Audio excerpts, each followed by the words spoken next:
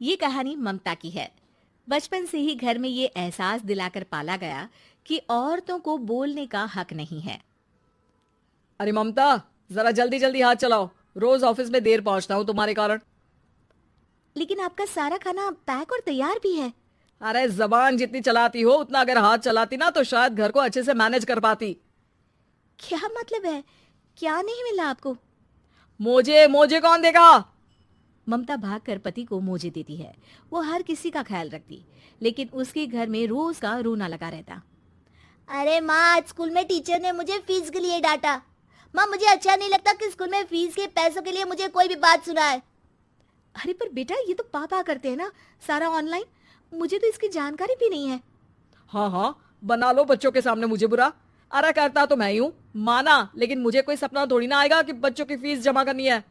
अरे बताओगी तो तुम ही ना। ममता की अब ये आदत में शुमार हो चुका था।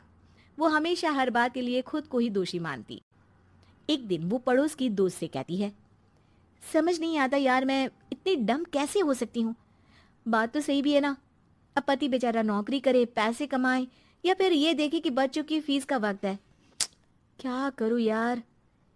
पता नहीं, मेरे पति तो सारा काम खुद ही करते हैं। वो तो कहते हैं कि तुम थक जाती होगी, सारा दिन घर बाहर बच्चे। तो अच्छा, ऐसे भी पति होते हैं क्या? अरे क्या बात कर रही है? भाई साहब कभी तुझे किसी बात के लिए सुनाते नहीं? किसने कहा नहीं सुनाते? अरे ये पति चीज ही ऐसी होती है कि बिना पत्नी को सुनाए उन्हें चैन की नींद कहाँ आती है। तो तू भी परेशान रहती होगी कि कैसे, क्या, कब भूल गई। अरे वो तो मुझे बस इस बात के लिए ताना देते हैं कि मैं वक्त पर खाना क्यों नहीं खाती, या पार्लर जाकर अपनी साज सज्जा क्यों नहीं करवाती। पड़ोसन बोल ही रही होती है कि ममता के बेटे की आवाज आती है। अरे माँ, क्या हो गया? लग नहीं रहा कि आज आप मुझे पानी भी देगी। अरे कब से खाने के लिए वेट कर रहा हूँ। अरे यार, मैं चलती हूँ। बेटा खाने के लिए वेट कर रहा है, मैंने उसे खाना भी नहीं दिया। अरे 12वीं में पहुंच चुका है तुम्हारा बेटा, उसे बोलो खुद पानी लिया करे। मैंने तो अपने बच्चों को काम करना सिखाया है। अरे यार, खुद की भी तो कोई लाइफ है। माना जब नहीं कर सकते थे तो किया, लेकिन अब इतने बड़े बच्चों की हर बात मानेंगे तो मुश्किल तो अपने को ही होगी। ममता को पड़ोसन की बात में दम तो लगता है, लेकिन करे क्या, आदत भी तो खुद ही ने डाली थी। ममता घर जाती है कि तभी बेटी आ जाती है। माँ, परसों मुझे एक शादी में जाना है। तेरी वो जो लाल वाली साड़ी है ना, उसे दे देना। मैं आज जाकर टेलर को दे दूंगी, वो उस साड़ी से सूट बना देगा।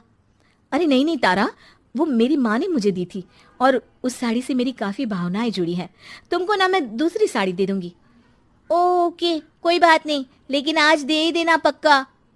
तारा माँ की साड़ी से सूट बनवाकर पार्टी में जाती है, लेकिन जब वो पार्टी से लौटती है, क्या है, मैं तो समझ ही नहीं पा रही हूँ। अरे जब वो साड़ी मांगी थी तो ये छल्ली सी साड़ी क्यों दे दी? मैं ही पागल थी जो इस साड़ी का सूट बनवा लिया मैंने। माँ, जानती भी हो कि कॉलेज में मेरी कितनी हंसी उड़ी। तभी वहां ममता का पति सुनील आ जाता है। अरे गवार औरत, जब बेटी साड़ी मांग रही थी तो दे देती ना। अरे पापा, इनके तो इमोशंस जुड़े थे उस साड़ी से। ममता इतने सब के बाद भी कुछ नहीं बोलती। मेरी बेटी की बेइज्जती हो गई, मैं बिल्कुल बर्दाश्त नहीं कर सकता ये। मैं नहीं चाहता कि मेरी बेटी से कोई भी ज्यादा सुंदर लगे पूरे कॉलेज में। जी, वो पढ़ने में तारा बिल्कुल अच्छी नहीं है, उसकी पढ़ाई पर आप ध्यान दीजिए ना। अच्छा, अब तुम मुझे बताओगी कि मुझे किस पर ध्यान देना और किस पर नहीं। रमेश जैसा ही ये वाक्य पूरा करता है, ममता की बेटी और पति उस पर जोर जोर से हंसते हैं। अरे ठीक है ना, पता ही नहीं चला कि कैसे वक्त इतना बीत गया। अरे कैसे पता चलेगा माँ, हम लोगों के पीछे जो तू बैताल की तरह चिपकी रहती थी, तुझे कैसे वक्त का पता चलता? ममता को पहले सास ससुर, फिर पति और बच्चों की तरफ से इस तरीके की बातें सुनकर उसका मन बहुत दुखी रहता था। एक दिन, सुनो ना, बहुत दिनों से कमर के नीचे बहुत दर्द रहता है। कल मैंने देखा तो एक फोड़ा था। अरे ममता, एक बार अपने पति से बात करो, वो तुम्हारा फोड़ा डॉक्टर को दिखा देंगे। अरे नहीं नहीं, वो तो गुस्सा हो जाएंगे। अरे क्यों गुस्सा हो जाएंगे? तुमको दर्द है?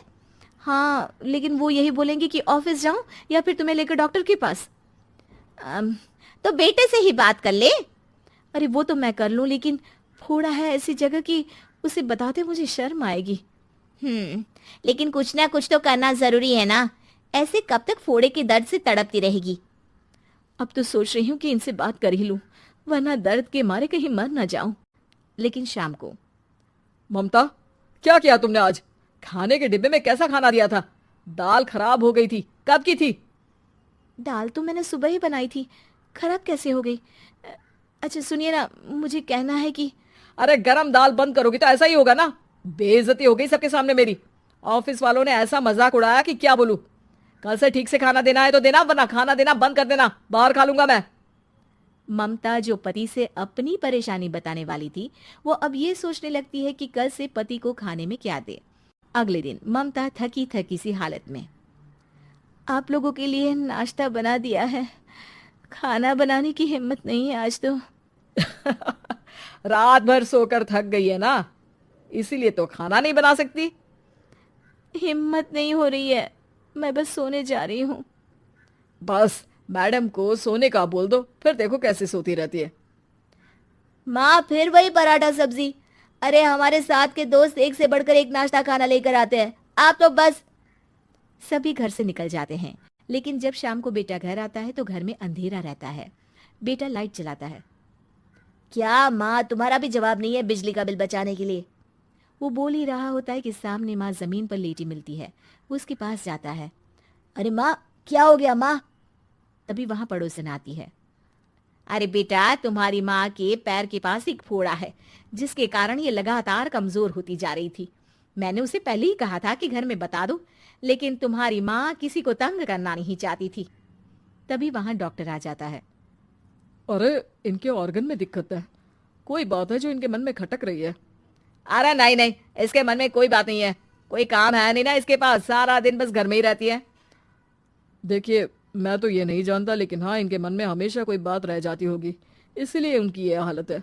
अगर आप समय से नहीं ले आते तो हो सकता था कि। अरे नहीं नहीं डॉक्टर साहब, हम पूरी कोशिश करेंगे कि वो ठीक हो जाए। हम लोगों ने अपनी परेशानी माँ के सामने रखी, लेकिन किसी ने माँ की दिक्कत को जानने की कोशिश तक नहीं की। हाँ, मैंने भी ममता को हमेशा घरेलू जरूरत से ज्यादा काम का नहीं सोचा था। ममता को होश आता है और वो खुद को अपने बेडरूम में देखती है। वो उठने की कोशिश करती है कि माँ, अब आप नहीं उठेंगी, हम लोग है ना, हम लोग आपको पूरी तरह से खुश रखने की कोशिश करेंगे।